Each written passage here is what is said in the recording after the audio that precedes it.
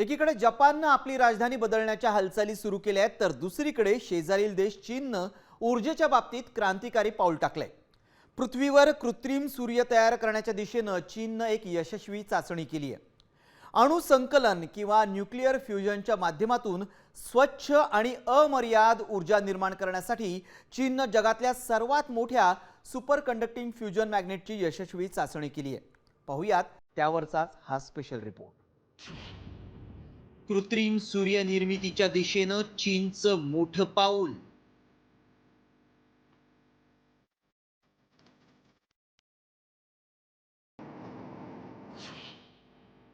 Super conducting मॅग्नेटची यशस्वी चाचणी.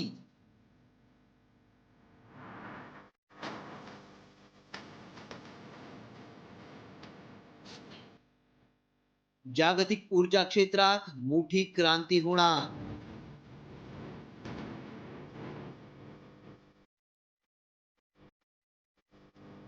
वैज्ञानिक क्षेत्रात चीन सातत्यानं नवनवीन संशोधन करत असतो. याचाच एक भाग म्हणून चीननं आता चक्क कृत्रिम सूर्य बनवण्याचा संकल्प केलाय. त्या दृष्टीनं चीनी वैज्ञानिक गेल्या अनेक वर्षांपासून त्यावर काम करतायत. आता या मोहिमेचा एक महत्त्वपूर्ण टप्पा चीननं गाठलाय. तो म्हणजे चीननं सुपर कंडक्टिंग मॅग्नेटची यशस्वी चाचणी केली आहे. 2030 पर्यंत फ्युजन पॉवरद्वारे वीज निर्मिती करण्याच्या चीनच्या महत्वाकांक्षी योजनेतील हा एक अत्यंत महत्त्वाचा टप्पा मानला जातोय. या यशामुळे चीन आता कार्बन मुक्त ऊर्जेचा सर्वात मोठा स्रोत विकसित करणाऱ्या आघाडीच्या देशांमध्ये समाविष्ट झालाय. हा super conducting magnet Chinese academy of sciences अंतर्गत असलेल्या इन्स्टिट्यूट ऑफ प्लाझ्मा फिजिक्सनं विकसित केलाय.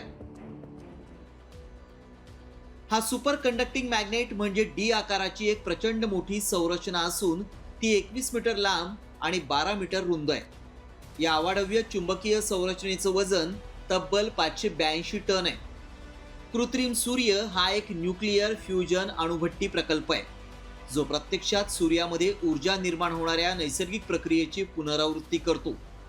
ही यंत्रणा 10 कोटी अंश सेल्सिअस पेक्षा जास्त तापमानावर हायड्रोजनच्या अणूंना एकत्र जोडते. या प्रक्रियेत कार्बन डायऑक्साईडचा कोणताही विषारी वायू तयार न होता प्रचंड प्रमाणात ऊर्जा निर्माण होते. भविष्यात ही तंत्रज्ञान प्रणाली जगभरासाठी अमर्याद आणि स्वच्छ ऊर्जेचा मुख्य स्रोत ठरेल, असा वैज्ञानिकांचा विश्वास आहे. या विशाल मॅग्नेट सोबतच चीनी संशोधकांनी high temperature super conducting central solenoid कॉइलचीही यशस्वी चाचणी केली आहे. या भागाला फ्युजन रिएक्टरचं हृदय म्हटलं जातं. वाहनांच्या इंजिनमध्ये स्पार्क प्लग जे काम करतो तसंच काम हे सोलेनॉइड कॉइल करते. ते अणु संकलनाच्या प्रक्रियेसाठी आवश्यक असणाऱ्या प्लाझ्माला सुरू करण्यास आणि ते स्थिर ठेवण्यास मदत करते. संशोधकांच्या मते हा आतापर्यंतचा जगातील सर्वात मोठा सुपर कंडक्टिंग फ्युजन मॅग्नेट आहे.